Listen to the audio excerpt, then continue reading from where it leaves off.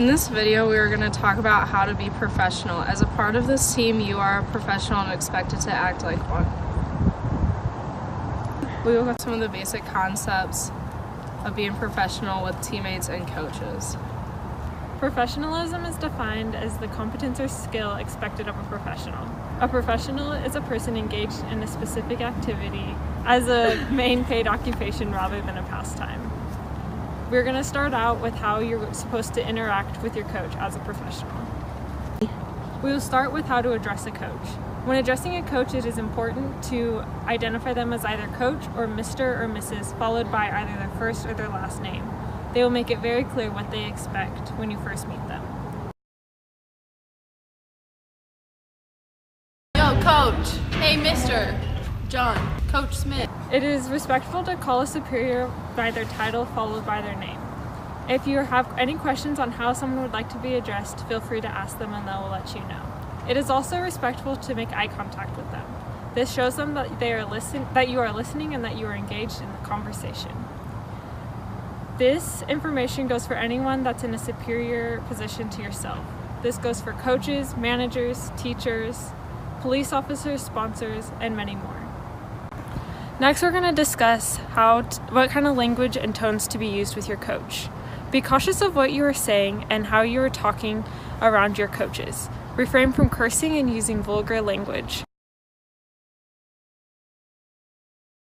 Yo, hey, Coach. While you may want to make jokes and use curse words among your teammates, be aware of what your coaches can hear. Keep stories, jokes, and sayings respectful. This shows your professionalism on and off the field. This is very important in public as well. Talking to or around kids, fans, media, sponsors, etc. When talking to a coach, it is also important to be polite. This means using phrases such as may I, please, and thank you. Here's an example encounter with a coach. Please notice how the coach is addressed, the language that is used, and the eye contact that is made. Coach Smith, may I go change my shirt? Yeah, go ahead, make it quick. Thanks, I'll be quick. It is always very important to be prepared. Whenever you go to an event, you should always be on time or early. This includes practice as well as any other team event. It is also important to be dressed appropriately for any event.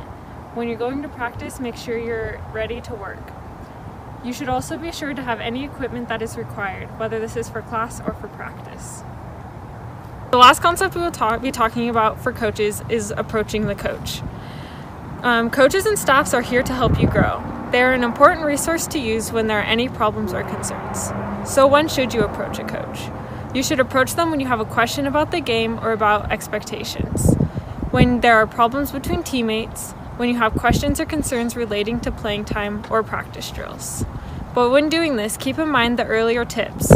When having these conversations, use respectful tones and language, maintain eye contact, and address them appropriately. As resources, it is good to remember that not all conversations with managers or coaches are a negative thing. When you are asked to speak to someone in management, do not be afraid. Many times they are talking to you in order to help you or to learn from you. Before going into an office, take a deep breath and wait to hear what they have to say before you react. Now we are going to talk about how to be professional with teammates. The first thing that we're going to address is personal space. You should stay at least hoop length away from someone when you are talking to them and keep your hands and feet to yourself. The second thing we're going to address with being professional with teammates is being a positive teammate. No one wants to be around someone who is negative all the time. It is important to be a positive teammate. Having positive energy and putting the team first in individual and team settings is crucial. Encourage each other on and off the field and look out for each other. Use an encouraging voice and language, especially at practice and games. If a teammate is struggling, ask why and try to help. Being positive and not degrading towards teammates will make practices and games much smoother. The next thing we're going to talk about is being humble.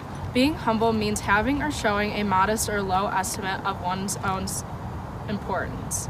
It is okay to acknowledge that you are doing well, but always remember your team. It is important for when you are doing interviews that you don't just talk about yourself. Acknowledge your team, coaches, and the organization. The next thing we're going to talk about is being dependable. You need to be a reliable person. It's being committed to part of the team and buying into what the team is doing. When you don't show up, you're letting your team down. You want to be that guy that they can rely on, and you show up and work hard every time. If you are asked to be somewhere or do something for a teammate, make sure you show up. Be responsible and contribute in a positive manner.